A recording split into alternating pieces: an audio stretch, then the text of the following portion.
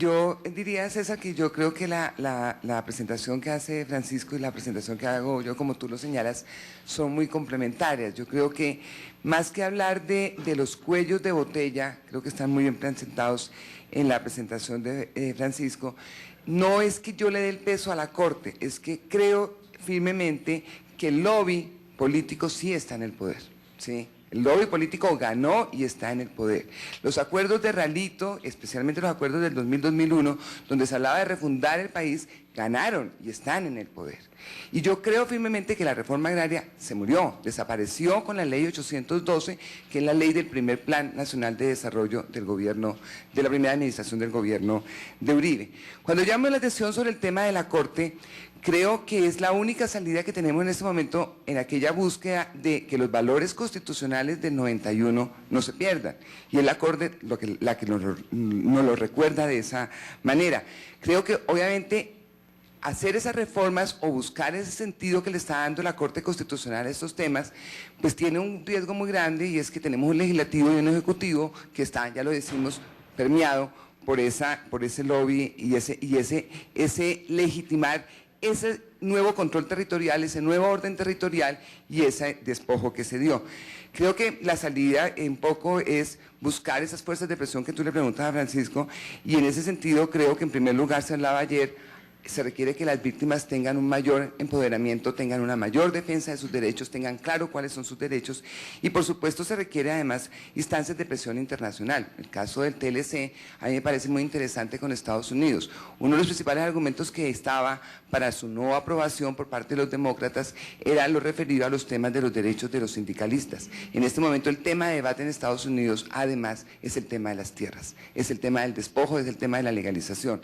Hechos como la noticia que sale en La Nación, que publica el periódico El Tiempo la semana pasada, sobre financiamiento de la Agencia de Estados Unidos a proyectos de estos, de legitimación de despojo, de control territorial, ¿sí? Donde están estos actores de la parapolítica y la paraeconomía, pues yo creo que son las fuerzas de presión que hay que buscar como complemento a esa acción que nos da el camino, la ventana de oportunidad, como la han llamado aquí, la Corte. Creo que es por ahí. Bueno, son varias cosas, y entonces con contestación telegráfica y un poco en desorden. Me parece maravillosa la observación de John Elster sobre la reforma hecha en una noche. Realmente yo creo que esa observación es lo que permite pensar los límites del reformismo colombiano. Entonces, en Colombia hubo un reformismo agrario muy bueno, pero nunca entendieron la necesidad de la velocidad, ¿ah? Entonces, por ejemplo, Carlos Lleras Restrepo, él llegó a la conclusión al principio de su presidente, no fue una cosa que supiera, llegó a la conclusión, y uno incluso en su archivo ve cómo es que llega a esa conclusión, de que era necesario meter presión desde abajo, y generó un movimiento social gigantesco, que fue la NUC, el movimiento social más grande de América Latina, de hecho en ese momento, digamos, en parte iniciado por iniciativa presidencial. Pero siempre manteniendo esa noción de gradualismo colombiano, que la cosa había que hacerla en 10, 15, 20 años, y precisamente por ese conjunto de dificultades técnicas y además porque los políticos tienen un capital político fijo. Entonces los políticos reformistas colombianos se gastaban el 80 o 90% de su capital político haciendo aprobar la reforma, y ya después no les... Digamos, los ricos, los terratenientes, con una guerra de guerrilla oponiéndose con pequeños detalles a la implementación de la reforma, los anulaban completamente. Entonces definitivamente esto necesita mucha velocidad. Sobre lo de la riqueza no creo tanto, entre otras cosas porque yo diría que sí, efectivamente, son enormemente ricos, pero también hay otro factor, y es que son enormemente frágiles, ¿ah? Estas son riquezas que se consiguen y se pierden por medio de la violencia.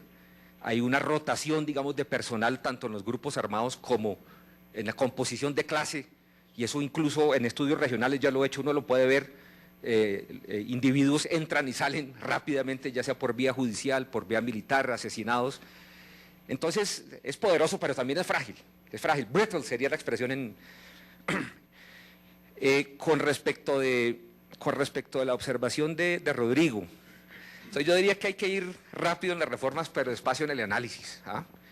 Y yo sí no digamos, obviamente ese lobby, y efectivamente tienes razón, la expresión es inexacta, ese lobby, ese grupo, digamos, está en el poder, está en la coalición de poder, pero no es la coalición de poder, hay una coalición de poder múltiple, en donde hay distintas expresiones políticas, además hay una base social enorme, eso no lo podemos olvidar.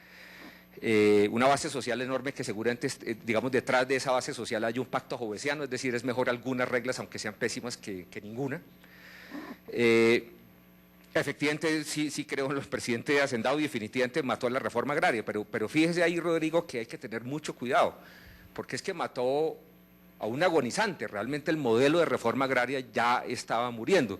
El Banco Mundial, académicos independientes, etcétera, etcétera, habían mostrado que Colombia había hecho una inversión enorme de dinero desde la fundación del INCOR hasta principios del 90, enorme, no, tengo en el documento las cifras, pero pues no la voy a sacar, para repartir apenas, entre comillas, 1.500.000 hectáreas. ¿Sí? Lo que pasa es que ahora ya no se repartió prácticamente nada, a pesar de que continúa la contrarreforma agraria. Entonces, digamos, el modelo existente de reforma agraria en Colombia había ya perdido todo impulso, y obviamente este tipo lo que hizo fue darle un empujón adicional a la tumba. Y en ese sentido, entonces, yo respondería la observación de César. Yo creo que hay varias oportunidades para hacer política y hacerla, digamos, me mantengo en el análisis, no como agente, hacerla así como la concibió Carlos Lleras, es decir, con presiones desde muchos lados. Entonces, yo pienso que sigue siendo un punto focal importante el establecimiento de una coalición anticriminal, porque digamos, donde uno ve, ahí donde las reformas agrarias han sido exitosas, se han logrado éxitos debido a que se generan coaliciones que pasan, digamos, la frontera izquierda-derecha. Y esa es una posibilidad, además de concitar mucho apoyo internacional y de tener mucha lógica, porque efectivamente, como lo ha mostrado Alejandro Reyes y después de los trabajos pioneros de él, otros muchos, la propiedad de la tierra en Colombia está altísimamente criminalizada, ¿sí? Entonces, ese es un primer punto. Y la segunda cuestión es, junto con la defensa de los pesos y contrapesos constitucionales, etcétera, yo creo que hay que concebir una jurisdicción específica o un mecanismo que permita hacer un cambio muy radical en muy poco tiempo, ¿sí? E insistir con esa propuesta. Fíjense, cosas como la Constitución del 91, que ahora se ha puesto de moda, que decir que fue inerte, etcétera, etcétera, pero no lo fue. Yo nunca estuve enamorado, entonces no me tuve que desenamorar. Y uno ve que efectivamente en términos de redistribución de la propiedad, etcétera, etcétera, generó cosas muy positivas. Entonces, creo que hay que pensar en mecanismos que tengan efectos rápidos y en coaliciones amplias que tengan repercusión internacional. Y creo que eso es factible y lo veo. Y finalmente, con respecto a los tres factores, sí, porque digamos, en Colombia, digamos, la necesidad de la existencia de una presión o de una coalición agraria, digamos, se explica a sí misma, pero eso nunca anuló en Colombia la existencia de distintas presiones reformistas, y verdad que una cosa en la que hemos estado en falta los académicos es sacar a la luz esa presión, esa tradición reformista, y ver en qué consistió, porque es muy rica, y diseñaron toda una panoplia de mecanismos institucionales, desde impuestos con castigo, por ejemplo, a los que mintieran con las escrituras, registrando el valor de las escrituras, etcétera, etcétera. Hay toda una serie de mecanismos que se diseñaron ahí. Entonces, digamos, la existencia de esa presión agraria no anuló la existencia también de una tradición reformista. En cuanto a los problemas técnicos, esos fueron los problemas básicamente que impidieron que esa tradición reformista fructificara. Es decir, la incomprensión, o más bien la dificultad de los reformistas de hacer reformas rápidas, junto con esos problemas técnicos. Y la dispersión institucional, que es este elemento nuevo, ha, digamos, matado, como lo decía Rodrigo, los beneficios marginales que en todo caso esa tradición reformista pudo ser. La destruyó totalmente. Entonces sí creo que son jointly sufficient.